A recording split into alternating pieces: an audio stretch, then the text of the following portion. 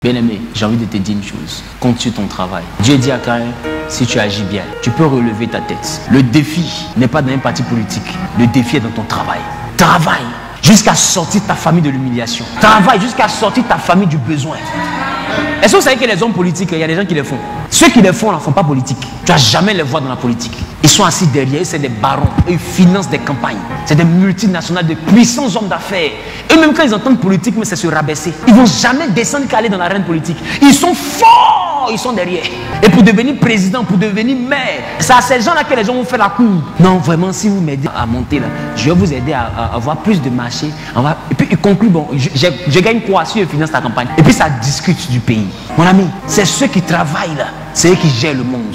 Arrêtez de penser que c'est la politique qui gère le monde. Les politiciens, ils se mettent à genoux quelque part pour avoir financement. Et ce quelque part là, eux, ils ne sont pas politiciens. Eux, ils sont hommes d'affaires. Arrête de croire que c'est la politique qui a fait ton bonheur africain. Ce qui fera ton bonheur, c'est ton travail. Dieu a dit à Caïn, si tu travailles bien, tu relèveras ta tête. Il n'y a pas plus grande pauvreté que de croire que c'est un président qui a changé ta vie. Va en France, Macron est dans la rue, mais qui le calcule? Si le président sans lui et sa tante, les petits blancs là, d'autres même, ils ne vous voient même pas. D'autres me sont au balcon. Ah, président, monsieur Macron. Et puis, oh, salut. Qui te gère? Mais habiter ici, là, si tu as vu un président bien au Gabon ou bien au Congo, tu as le président au balcon. Pauvre, sauvage. C'est ton camarade? Il peut comprendre. Comment tu peux ne pas respecter le président comme ça? Le président, c'est Dieu. Pourquoi? Parce que les pays africains se disent que c'est les chefs d'État qui peuvent changer leur vie. Aucun chef d'État ne changera la vie de personne. Qu'ils sont chefs d'État, c'est pour que les enfants soient au beurre. Pour que ceux qui ont lutté avec eux soient au beurre. Ce qu'ils peuvent faire pour le pays, ils font. Ça va pas au-delà. Le reste là, c'est pour leur prospérité. C'est pas que tu n'as jamais voyagé. Sinon, tu allais voir comment les enfants des chefs d'État africains vivent en Europe et aux États-Unis. Tu allais comprendre que c'est stupide même de mourir pour des gens comme ça. Que ce soit dans l'opposition, mais qu'ils soient au pouvoir, c'est stupide. Ça vaut pas la peine. Meurs pour ton travail. Lève-toi et puis bataille. Sors, bosse dur. Tes enfants comptent sur toi. Et puis il y a un Dieu qui est là-haut, qui t'entend. Je vais te dire que Dieu entend. Il t'entend. Tu n'es pas obligé de naître avec la cuillère en or dans la bouche. Parce que là où tu es né, ça dépend de ton père. Mais là où tu as mouru, ça dépend de toi. Si ton papa t'a fait naître à Bobo derrière Rail, c'était pas sa faute, c'est le meilleur quartier qu'il a toujours pour vous. Maintenant, si toi tu es né à Bobo derrière Rail, tu as grandi à côté des Rail là. Tu as déménagé pour aller à Bobo après Rail. Tu étais derrière Rail, tu es venu devant Rail. Mon ami, si tu es mort là, c'est ta faute. Parce que Dieu donne la possibilité à chacun de lutter pour son avenir. Dans cette situation, travaille et prie. Et quand on quittera cette situation, cherche à ouvrir quelque chose comme activité. Et toi qui es salarié, en dehors de ton salaire, cherche à entreprendre. Cherche à ouvrir une entreprise. Les actionnaires de ton entreprise peuvent être tes enfants. Et tu bosses jusqu'à ce que ça devienne quelque chose de fort. Le jour où ils grandissent, ils sont déjà actionnaires. C'est-à-dire que quand ils sont à l'école, c'est pour apprendre à lire et à écrire. C'est pas pour apprendre à travailler. Travail les attend déjà. Si toi tu as souffert, commence à préparer pour ne plus que tes enfants souffrent. Si toi tu as lutté pour passer concours, commence à préparer l'avenir de tes enfants pour ne même pas qu'eux ils aient besoin de saluer concours.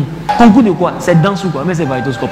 Si tu as commencé à ouvrir ton entreprise aujourd'hui, que demain tu as un chiffre d'affaires de 200 millions, 300 millions, 1 milliard, tes enfants font quoi dans quel concours? Vers quel côté? Pour que ça court. C'est pourquoi tu dois prier Dieu pour que le petit que tu fais là, que Dieu multiplie ça. Peu importe le domaine dans lequel tu te trouves, comprends que quand tu es en train de travailler, tu travailles pour toi, pour tes enfants, pour l'avenir. C'est pour tout le monde que tu te concentres là. Quand je dis ça, on dit ici vendu. Parce qu'il a dit, il ne faut pas que les gens meurent là, on dit ici vendu. Donc quand tu n'es pas vendu là, tu veux que les gens meurent, c'est ça. C'est qu'ils préfèrent me vendre. Parce que j'ai envie de voir un quartier où tout le monde est au complet. Si c'est ça là, être vendu là, c'est que celui qui paye là, il va payer mes enfants aussi. Alors c'est vendre nous tous là-bas. Ça ne m'intéresse pas de mourir pour un homme politique, ça ne m'intéresse pas parce que je connais la valeur du travail. Je sais comment je lutte pour joindre les deux bouts. Et aucune politique ne m'aide. Aucun homme politique ne m'aide. Le seul qui m'aide, c'est Jésus. Donc pourquoi tu veux que j'engage le peuple que Dieu me confie dans une politique? Pour X ou pour Y. Il y a eu le problème de Corona à l'INGS où j'ai crié injustice. Mais il a dit les gars, après ça, dites-moi quoi. Mais des gens de l'opposition ont pris la vidéo, ils ont fait de la récupération politique. D'autres ont commencé à m'envoyer des messages par WhatsApp. Puis dit, tu as bien parlé, ça c'est la dictature. Hey, enlevez-moi dedans. Dictature. Moi j'ai dit, je n'ai pas dormi à l'INGS. C'est arrivé dans la dictature.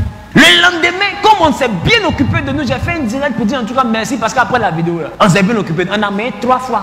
Moi, il a failli grossir en une nuit. Ils nous ont mis chacun dans sa chambre avec la climatisation. On peut nous dire, calmez-vous, on va vous libérer. Donc moi, je suis satisfait. Alors qu'est-ce que j'ai fait? J'ai fait une direct pour dire en tout cas merci. On dit, ils l'ont payé.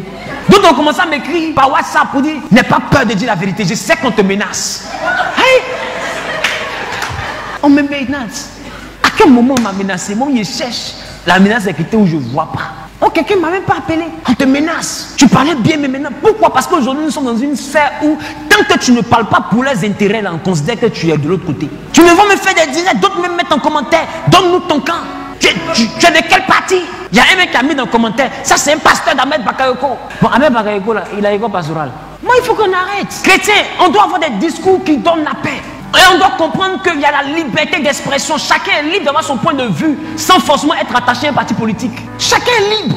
Et moi, mon parti, là, c'est le parti de l'être humain. J'ai pas envie que mes frères meurent. Et quand je parle de mes frères, je parle pas de ma famille. Je parle de tout le monde.